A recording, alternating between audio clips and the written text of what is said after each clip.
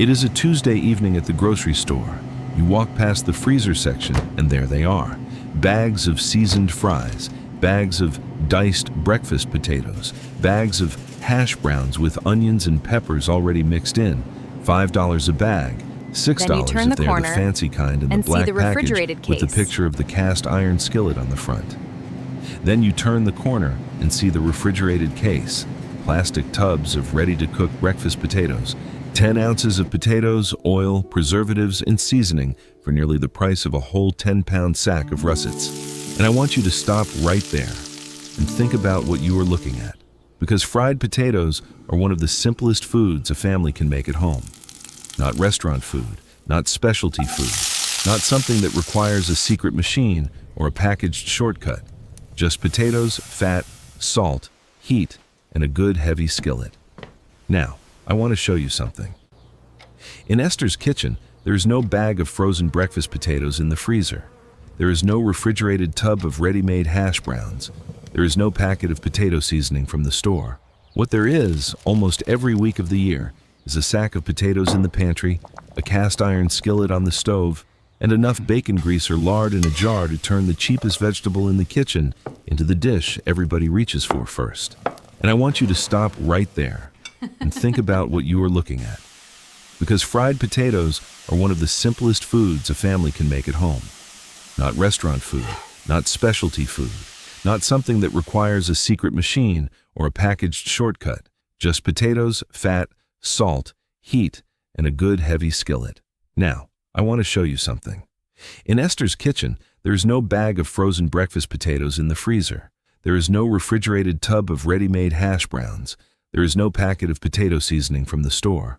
What there is, almost every week of the year, is a sack of potatoes in the pantry, a cast iron skillet on the stove, and enough bacon grease or lard in a jar to turn the cheapest vegetable in the kitchen into the dish everybody reaches for first. I am Elias Yoder. I am Amish, and I farm in Lancaster County, Pennsylvania. I grew up around kitchens where potatoes were not a side dish you thought about once in a while.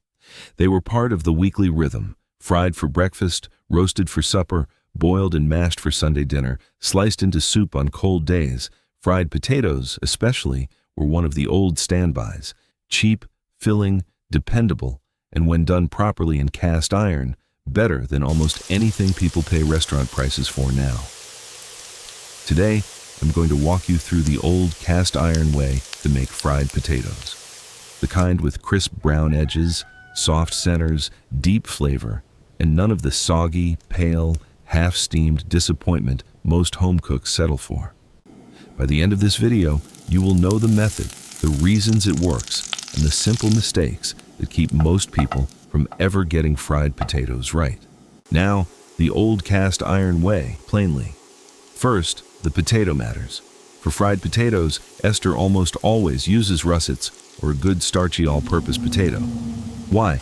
Because starchy potatoes fry better than waxy ones. They soften well inside, and the outer layer browns and crisps more easily in hot fat. Red potatoes can work, Yukon Golds can work. But if you want the old diner-style crust with the tender middle, russets are the most reliable. The next part matters just as much. You do not fry raw, thick potato chunks in a skillet and expect them to come out right. That is where many folks go wrong. They put thick raw potatoes into a hot pan and keep adding time and grease trying to fix what the method itself caused. The outside burns before the inside softens, or the cook turns the heat down, traps steam in the pan, and ends up with potatoes that are oily and pale instead of crisp. The old way solves this before the potatoes ever hit the skillet. Esther parboils them first, not fully cooked, not mashed potato soft, just enough to take the raw bite out of them. 5 to 7 minutes in salted water after the boil begins, depending on size. Then drain them and let the steam rise off. This single step changes everything. The chemistry, plainly. Potatoes are full of starch and water. When raw potatoes hit a skillet, the surface begins to brown only if the moisture can cook off first. Too much water in the potato means steaming. Steaming is the enemy of crisp fried potatoes. By parboiling first, you partly cook the interior, so the skillet does not have to do all the work. Then, By draining and letting them steam dry, you reduce surface moisture and create the conditions for browning. That is the secret most people miss. It is not more oil.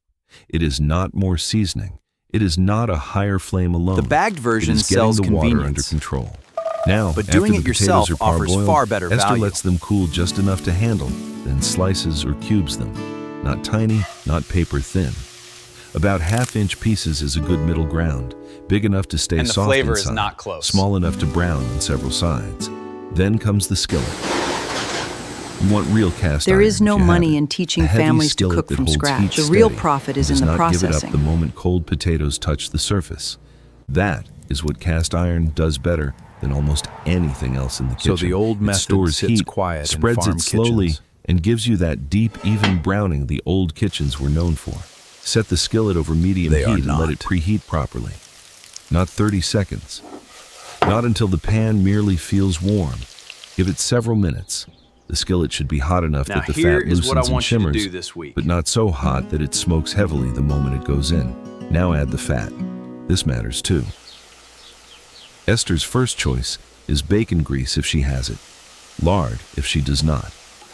Butter alone is not ideal for the first stage because it can brown too quickly. Oil works, but it does not give the same deep old-fashioned flavor. The old cast iron way relies on an honest cooking fat, something with enough strength to crisp the potatoes and enough flavor to make them worth remembering. Once the fat is hot, lay the potatoes in a single layer as much as you can. And here is the rule that separates good fried potatoes from soggy skillet potatoes. Do not crowd the pan. If the pan is crowded, the potatoes trap steam around each other. Instead of frying, they sweat. Instead of browning, they soften. If you need to cook in batches, cook in batches. The old kitchens understood this. Better to fry two proper pans than one overcrowded pan that wastes the whole effort. Now, once the potatoes go in, do not fuss with them immediately. This is another place folks go wrong. They stir too soon, flip too soon, press them down, and move them around every 20 seconds as if activity alone will produce crispness. It will not. Leave them alone long enough for the crust to form, 2 to 4 minutes depending on heat and potato thickness. Then, turn them. Not constantly, deliberately. What you are after is not uniform yellow potatoes with a little color here and there. You are after dark, golden edges, patches of deep brown, crisp corners, and soft centers. That takes patience. Salt goes on during the frying, but not so early and heavy that it draws water out before the crust begins. Esther salts lightly after the first turn, then finishes again at the end if needed. Black pepper can go in then too. Some folks add onions, and that is good, but if you do, wait until the potatoes already have color. Onions release moisture. Add them too early, and you slow the browning. If Esther wants onion-fried potatoes, she cooks the potatoes most of the way first, then adds thin sliced onion for the last several minutes. The onions soften, sweeten, and pick up the rendered fat without ruining the crust the potatoes have built. Now, I want to pause here because this is where it all comes together. Look at how simple the method really is. Cheap potatoes from the pantry, a few minutes of parboiling, time to steam dry, a properly heated cast iron skillet, honest cooking fat, enough space in the pan, and patience long enough to let the crust form before you interfere. That is the whole of it, not a frozen bag, not a seasoning packet, not a breakfast side from a diner that costs more than the whole meal should. Just an old kitchen method that still works because it was built on how potatoes actually cook. The honest cost math is plain.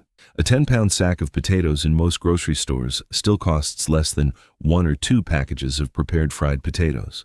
From that sack, a family can eat several meals worth of breakfast potatoes, supper potatoes, skillet potatoes with onions, potatoes alongside eggs, potatoes beside roast chicken, potatoes with leftovers the next morning.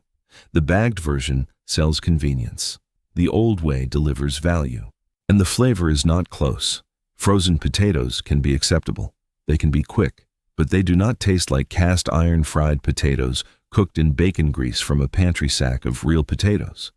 They do not have the same crust, the same softness inside, the same smell in the kitchen, or the same feeling at the table. There is no money in teaching families that one of the best things they can cook costs almost nothing and starts with a pantry staple they already understand.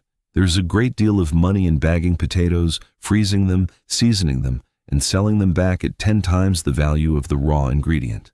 So the old method sits quiet in farm kitchens while most people assume restaurant potatoes or frozen potatoes are the standard.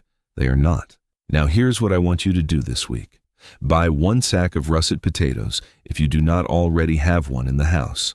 One morning or one evening, parboil a few. Drain them. Let them steam off. Heat your cast iron skillet properly. Add a spoonful of bacon grease or lard. Fry the potatoes in a single layer. Leave them alone long enough to brown. Turn them only when they are ready. Salt them while they cook. Add onions near the end if you like. Then serve them hot. Not after they sit under foil. Not after they wait on the stove for 20 minutes. Right from the skillet to the table. And tell me in the comments below, how did your mother or grandmother make fried potatoes? Did they add onions? Did they start with leftovers? Did they fry them in bacon grease, lard, or butter? The little family ways are exactly the kind of kitchen knowledge that gets lost when nobody bothers to ask.